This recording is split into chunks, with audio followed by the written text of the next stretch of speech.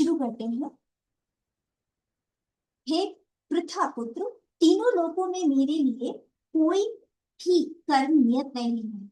ना मुझे किसी वस्तु का अभाव है और ना ही आवश्यकता, तो भी मैं नियत कर्म करने में तत्पर रहता हूँ। इसका तात्पर्य है, भगवान कहते हैं, परमेश्वर समस्त नियंताओं के नियंता हैं और विभिन्न लोकपालकों में सबसे महान है।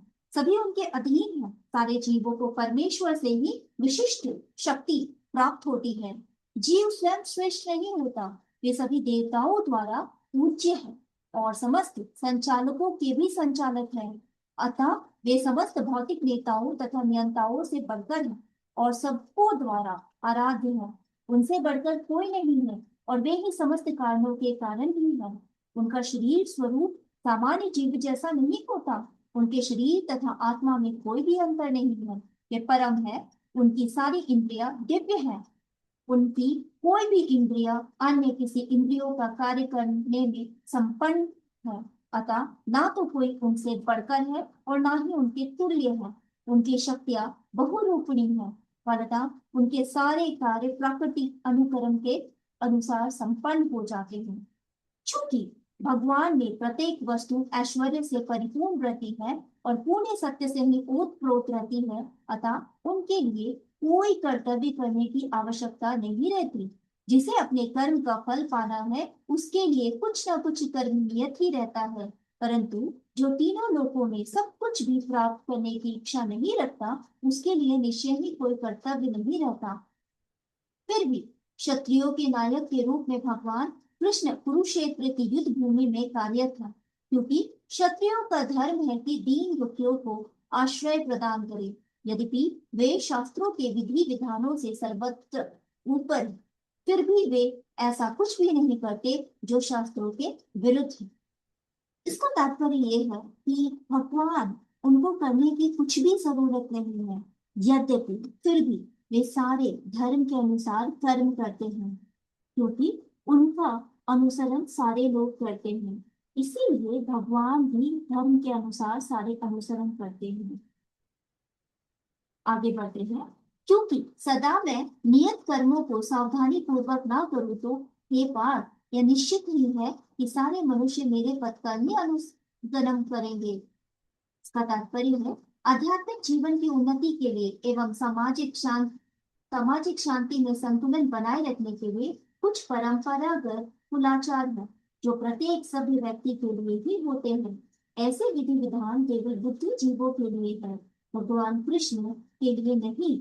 लेकिन क्योंकि वे धर्म की स्थापना के लिए अवतरित हुए थे, अतः उन्हें निश्चित नियमों का पालन किया। अन्यथा सामान्य व्यक्ति भी उन्हीं के पद चिन्हों का अनुसरण करते, क्योंकि कृष्ण परम प्रमाण है। श्रीमद् भगवत गीता से यह ज्ञात होता है कि श्री कृष्ण अपने घर में तथा बाहर के गृहस्थ उचित धर्म का आचरण करते रहे हैं। तो दोस्तों, भगवान ने धर्म का पालन सिर्फ इसलिए किया ताकि वे हमारे सामने ये प्रस्तुत कर सके कि हमें धर्म का अनुसरण करना चाहिए। अगर हम धर्म का अनुसरण नहीं करते हैं तो हमारी दुर्गति निश्चित ही होती है। तो हमें धर्म को समझकर धार्मिक कार्यों को करना चाहिए। धार्मिक कार्यों का मतलब है कि सुबह से लेकर शाम तक हमारे हर कर्म का एक फल निश्चित होता है। हम जिसे प्रारब्ध कहते हैं, वही हमारे जो भी अच्छे बुरे कर्म है, वो प्रारब्ध बनकर हमारे साथ, हमारे हर एक जन्म में हमारे साथ रहता है और हमें उसके अनुरूप फल देता रहता है। तो यहाँ श्री कृष्ण भगवान ये कहते हैं कि यद्यपि मुझे कर्म करने की कोई आवश्यकता नहीं थी, लेकिन क्योंकि लोग मुझे अनुसरण करेंगे, इसलिए उन्होंने हर धर्म का पालन किया, चाहे तो वो गृहस्थ धर्म का हो या तो युद्ध में क्षत्रिय होने का धर्म हो। तो दोस्तों, हमें इससे ये प्रेरणा मिलती है कि हमें हमेशा धर्म का पालन करना चाहिए। यद्यपि मैं नियत कर्म ना करूं तो ये सारे लोग नष्ट हो जाएंगे। तब मैं अवांछित जन समुदाय वर्ण संकर को उत्पन्न करने का कारण हो जाऊंगा और इस तरह संपूर्ण प्राणियों की शांति का विनाश बनेगा। इसका तात्पर्य है वर्ण संकर अवांछित जन समुदाय है जो समाज की शांति को भंग करता है। इस समाज अशांति को रोकने के लिए अनेक विधि विधान है जिनके द्वारा स्वतः ही जनता आध्यात्मिक प्रगति के लिए शांत तथा सुव्यवस्थित हो जाती है। जब भगवान कृष्ण अवतरित होते हैं तो स्वाभाविक है कि ऐसे महत्वपूर्ण कार्यों की प्रतिष्ठा तथा अनिवार्यता बनाए रखने के लिए इन विधि विधानों के अनुसार चरण करना होता है। भगवान समस्त जीवों के पिता हैं और यदि वे जीव पथ भ्रष्ट हो जाए तो अप्रत्यक्ष रूप में यह उत्तरदायित्व भी भगवान का ही होगा। अतः जब भी विधि विधानों का आदर होता है तो भगवान स्वयं समाज को सुधारने के लिए अवतरित होते हैं। किंतु हमें ध्यान देना होगा कि यद्यपि हमें भगवान के पद चिन्हों का अनुसरण करना है तो भी हमको उनका अनुकरण नहीं कर सकते। अनुसरण और अनुकरण एक से नहीं होते। हम गोवर्धन पर्वत उठाकर भगवान का अनुकरण नहीं कर सकते जैसे कि भगवान ने अपने बाल्यकाल में किया था। ऐसा कर पाना किसी मनुष्य के लिए संभव नहीं है। हमें उनके उद्देश्यों का पालन करना चाहिए किंतु किसी भी समय हमें उनका अनुकरण नहीं करना चाहिए। आगे बढ़ते हैं। मनुष्य को भगवान तथा उनके द्वारा शक्ति प्रदत्त सेवकों के उद्देश्यों का मात्र पालन करना चाहिए। उनके उद्देश्य हमारे लिए अच्छे हैं और कोई भी बुद्धिमान पुरुष बताई गई विधि से उनको कार्यान्वित कर सकता है। फिर भी मनुष्य को सावधान रहना चाहिए कि वह उनके कार्यों का अनुकरण ना करे। उसे शिव जी के अनुकरण में विष का समुद्र नहीं पी लेना चाहिए। हमें सदैव ईश्वरों की या सूर्य तथा चंद्रमा की गतियों को वास्तव में नियंत्रित कर सकने वाले की स्थिति को श्रेष्ठ मानना चाहिए। ऐसी शक्ति के बिना कोई भी सर्वशक्तिमान ईश्वर का अनुकरण नहीं कर सकता। सीजे ने सागर तक के विष का पान कर लिया था किंतु यदि कोई सामान्य व्यक्ति विश्व की एक बूंद भी पीने का यत्न करेगा तो वह मर जाएगा।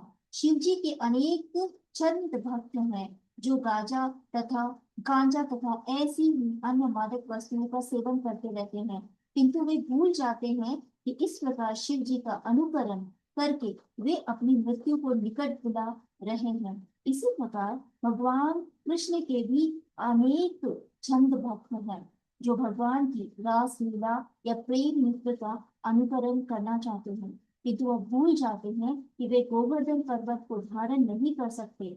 अतः सबसे अच्छा तो यही होगा कि लोग शक्तिमान का अनुकरण ना करें, केवल उनके उपदेशों का पालन करें, ना ही बिना योग्यता के किसी को उनका स्थान ग्रहण करने का प्रयत्न करना चाहिए। ऐसे अनेक ईश्वर के अवतार हैं जिन्हें भगवान की शक्ति नहीं होती। तो दोस्तों यहाँ पे भगवान कह रहे हैं कि अनुसरण और अनुकरण दो अलग अलग चीजें हैं। हमें भगवान का अनुसरण करना चाहिए जैसे वो हमें उपदेश देते हैं उस उपदेश को मानकर अपने जीवन को धर्म के रास्ते पे लेके जाना चाहिए लेकिन हमें उनका अनुकरण नहीं करना चाहिए। हमें उनके जैसा बनने का कोशिश नहीं करना चाहिए। यहाँ उनके जैसे बनने की कोशिश का मतलब है कि जिस तरीके से यहाँ बताया गया है कि भगवान शिव ने समुद्र के जल से जो विष निकला था उसे पी के उन्होंने पूरे पृथ्वी को शांत किया। उन्होंने विष पी लिया, विष पान किया। हम उनका अनुकरण करके अगर एक भी बूंद विष को पी लेंगे तो हमारी मृत्यु हो जाएगी। हमें किसी के जैसा नहीं बनना, उनके आदर्शों और उनके उद्देश्यों का अपने जीवन में पालन करना है।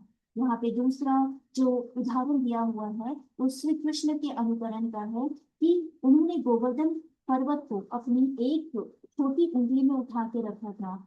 कोई भी हम में से कोई भी इतनी शक्ति हमारे पास नहीं है कि हम उनका अनुकरण कर सके। इसीलिए ईश्वर कहते हैं कि हमें भगवान के उपदेशों को मानकर उनका अनुसरण करना चाहिए, ना कि उनका अनुकरण। मिलते हैं अगले वीडियो में।